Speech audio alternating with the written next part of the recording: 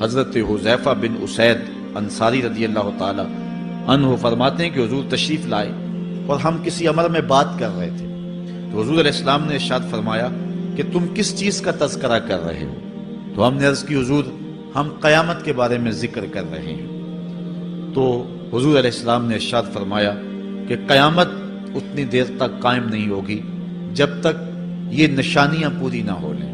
ان میں سے ایک حضور نے دھوئیں کا ذکر فرمایا، دوسرا دجال کا تذکرہ کیا، تیسرا دابت الارض یعنی یاجوج اور ماجوج کا تذکرہ کیا کہ وہ نکلیں گے، اس طرح سورج کا مغرب سے نکلنا اس کا ذکر کیا، حضرت عیسیٰ علیہ السلام کے نزول کا ذکر کیا۔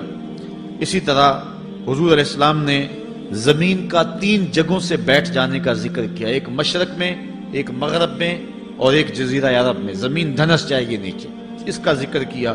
اور یمن کی جانب سے ایک آگ نکلے گی جو لوگوں کو دھکیل کر کے شام کے میدان میں لے آئے گی، اس کا تذکرہ کیا۔ فرمایا جب تک یہ نشانیاں پوری نہیں ہو جاتی اتنی دیر تک قیامت قائم نہیں ہوگی۔ تو یہ قیامت کے آنے سے قبل جو ہیں وہ نشانیاں ہیں جو ظاہر ہوں گی۔ اس کے علاوہ قیامت آنے سے کچھ اس سے بھی پہلے نشانیوں کا ظہور ہوگا، جس کا ذکر حضور نبی رحمت صلی اللہ علیہ وسلم نے ارشاد فرمایا۔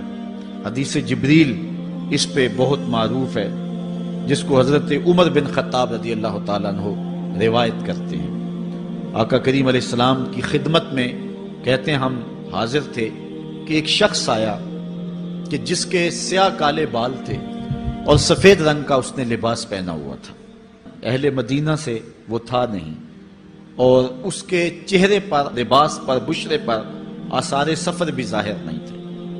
اگر مقامی ہوتا تو ہم جانتے ہوتے، اور اگر باہر سے آیا ہوتا تو اس کے چہرے پر، لباس پر جو ہے وہ سفر کے آثار ہوتے۔ اس زمانے میں اس طرح کے سفر تو نہیں تھے آسانی اور سہولت والے، تو جو بھی سفر کر کے دور سے آتا تو اس کا چہرہ بتاتا یہ مسافر ہے۔ تو کہا مسافر لگتا نہیں تھا اور اہل مدینہ سے تھا نہیں۔ ہم پریشان تھے کہ یہ کون ہے، لیکن وہ آیا اور حضور علیہ السلام کی خدمت میں اپنے زانو بچھا کر کے بیٹھ گیا۔ فَأَسْنَدَ رُكْبَتَيْهِ إِلَىٰ رُكْبَتَيْهِ، اپنے دونوں گھٹنے اس نے حضور علیہ السلام کے گھٹنوں سے جوڑے اور حضور کی خدمت میں یوں ادب سے بیٹھ گیا۔ پھر اس نے حضور علیہ السلام سے اسلام کے بارے میں پوچھا، حضور علیہ السلام نے جواب دیا۔ پھر اس نے کہا بالکل آپ نے سچ فرمایا ہے۔ ہم حیران ہوئے، خود ہی سوال کرتا ہے اور خود ہی تصدیق کرتا ہے۔ پھر اس نے حضور سے ایمان کے بارے میں پوچھا، حضور نے کچھ ارشاد فرمایا ایمان یہ ہے، تو اس نے کہا بالکل صدقتا، آپ نے سچ کہا ہے۔ تو ہم پھر حیران ہوئے کہ خود ہی یہ سوال پوچھ رہا ہے اور خود ہی اس کی تائید کر رہا ہے۔ پھر اس نے احسان کے بارے میں پوچھا، تو حضور علیہ السلام نے اس کو جواب دیا کہ احسان یہ ہے کہ اللہ کی عبادت اس طرح کرے کہ تو اسے دیکھ رہا ہے، اور اگر یہ کیفیت نہیں ہے تو کم از کم یہ کیفیت پیدا کر لے کہ وہ تجھے دیکھ رہا ہے۔ اس نے کہا آپ نے سچ کہا۔ پھر اس کے بعد اس نے کہا مجھے اب قیامت کے بارے میں بتائیں۔ حضور علیہ السلام نے فرمایا جو ہے وہ مسئول سائل سے عالم نہیں ہے۔ تو اس نے کہا اچھا پھر مجھے قیامت کے کچھ نشانیاں بیان فرما دیں۔ تو حضور علیہ السلام نے اس شخص کو جو نشانیاں بیان فرمائیں وہ یہ تھی کہ لونڈی اپنی مالکہ کو جنم دے گی، بکریاں چرانے والے، اونٹ چرانے والے، ننگے پاؤں والے اور ننگے بدن والے تم دیکھو گے کہ عمارتیں بنانے میں ایک دوسرے سے آگے بڑھنے کی کوشش کریں گے۔ بہرحال تھوڑی دیر تک وہ حضور کی خدمت میں بیٹھا رہا۔ اس کے بعد جب چلا گیا تو تھوڑی دیر گزری تو حضور نے فرمایا عمر جانتے ہو یہ شخص کون تھا؟ عرض کی اللہ و رسولہ عالم، اللہ اور اس کا رسول جانتا ہے۔ فرمایا یہ جبریل امین تھا جو تمہیں تمہارا دین سکھانے کے لیے آیا تھا۔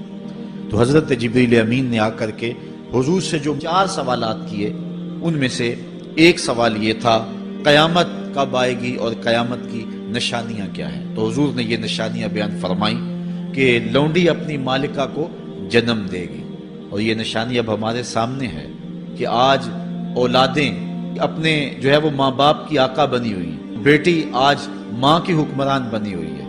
یہ دور جس کی نشاندہی کی وہ بالکل آج ہمارے سامنے ہے۔ حضرت ابو ہریرہ رضی اللہ تعالیٰ عنہ سے ایک روایت ہے جس کو نبی رحمت صلی اللہ علیہ وآلہ وسلم سے وہ بیان کرتے ہیں، بینما النبی صلی اللہ علیہ وسلم یحدث اذ جاء اعرابی فقال متی الساعہ۔ حضرت ابو ہریرہ فرماتے ہیں کہ ہم حضور کی خدمت میں بیٹھے ہوئے تھے، ایک شخص حاضر ہوا، اس نے حضور سے کہا کہ حضور قیامت کب آئے گی؟ یہ سوال کیا، متی الساعہ، قیامت کب آئے گی؟ آقا کریم علیہ السلام نے اس کو جواب دیا، اذا ضیعت الامانہ فانتظر الساعہ، جب امانت کو ضائع کر دیا گیا تو سمجھ لے قیامت آ گئی۔ جب امانت کو ضائع کر دیا جائے گا تو سمجھ لے قیامت آ گئی ہے۔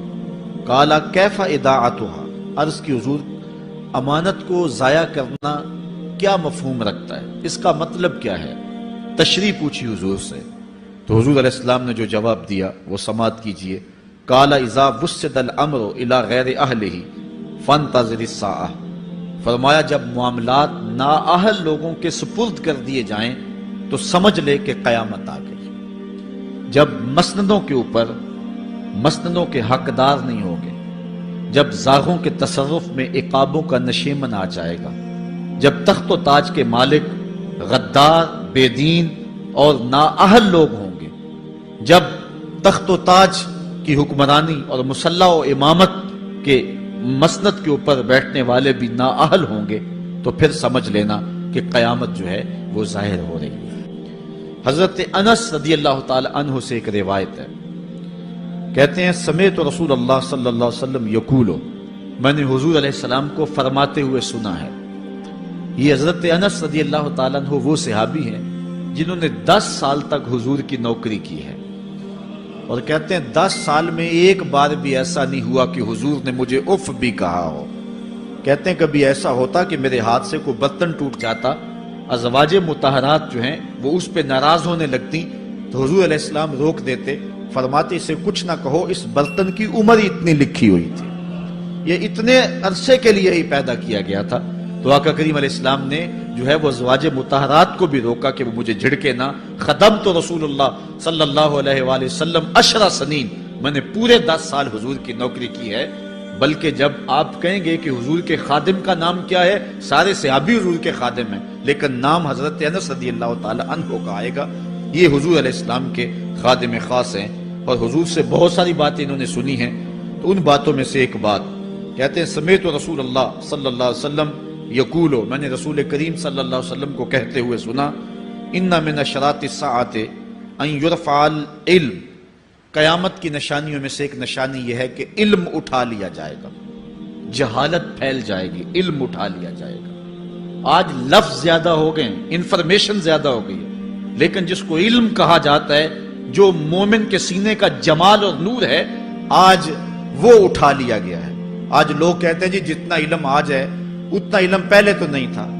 آج کوئی غزالی دکھاؤ، کوئی رازی دکھاؤ، کوئی رومی دکھاؤ، کوئی احمد بن حنبل جیسا شخص دکھاؤ، کوئی محمد بن حسن شیبانی جیسا شخص دکھاؤ، کوئی امام ابو حنیفہ کے نالین کی خاک جیسا شخص بھی دکھاؤ، تو یہ ایک غلط بات ہے کہ جی پہلے زمانے میں اتنا علم نہیں ہوتا تھا، اب علم بہت زیادہ ہو گیا، جی علم بہت زیادہ پھیل گیا۔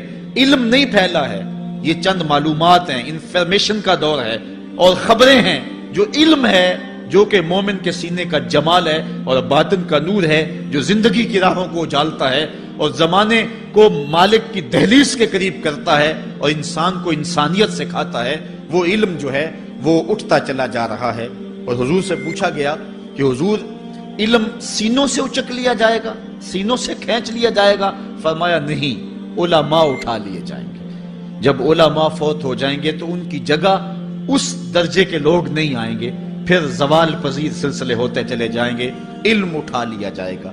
جب سینے علم سے خالی ہو جائیں گے تو پھر قیامت آ جائے گی۔ اس لیے حضور علیہ السلام کا فرمان ہے، کائنات کی ہر شے علماء کی زندگی کی دعائیں مانگتی ہے، حتی الحیتان فی البحر، یہاں تک کہ سمندروں اور دریاؤں کے اندر مچھلیاں بھی علماء کی زندگی کی دعائیں مانگتی ہیں۔ انہیں پتا ہے علماء ہیں تو کائنات مارز وجود میں آئی تو موجود رہے گی، اگر علماء نہیں ہوں گے تو کائنات جو ہے وہ بالکل قیامت کا شکار ہو جائے گی۔ تو پہلی چیز حضور نے ارشاد فرمایا ان یرفع العلم، علم اٹھا لیا جائے گا، ویکثر الجہل، اور جہالت عام ہو جائے گی۔ علم کی جگہ جو ہے وہ جہالت عام ہو جائے گی۔ آج علماء نہیں رہے ہیں، آج ہم جو ہے وہ انحصار کرنے لگے ہیں چند ٹیلی ویژن چینلوں پہ، اور اس کا نتیجہ کیا ہے کہ مختلف چینلز کے اوپر بیٹھے بہت سارے لوگ گمراہی پھیلا رہے ہیں۔ یہ ایک الگ داستان ہے، ایک الگ کہانی ہے کہ کس طرح سے علم کا گلا گھونٹا جا رہا ہے اور کس طرح جو ہے وہ لوگوں کو گمراہ کیا جا رہا ہے۔ یہ جہالت کی کثرت ہے۔ اور تیسری بات جو حضور نے ارشاد فرمائی، وَيَكْثُرَ الزِّنَا، زنا عام ہو جائے گا۔ نظر کا زنا یہ تو اس زمانے کے اندر برا رہا ہی نہیں ہے، لوگ اس میں کوئی آر ہی نہیں سمجھتے۔ کسی کی بہن اور بیٹی کو دیکھنا اور اپنی آنکھوں کو شہوات سے بھرنا، یہ بندہ محسوس ہی نہیں کرتا ہے۔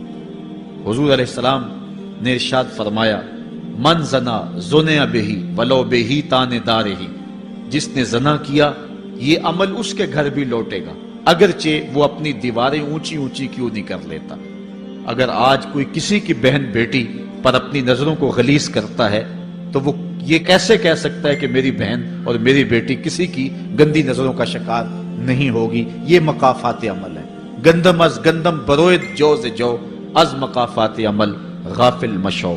اس لیے بدکاری پھیل جائے گی، نظر کی بدکاری اور ہر طرح کی بدکاری، اور یہ اتنا برا اور کبھی کام ہے کہ اللہ تعالیٰ جل شانہ نے قرآن مجید میں اسے کھلی بے حیائی قرار دیا ہے۔ آج میڈیا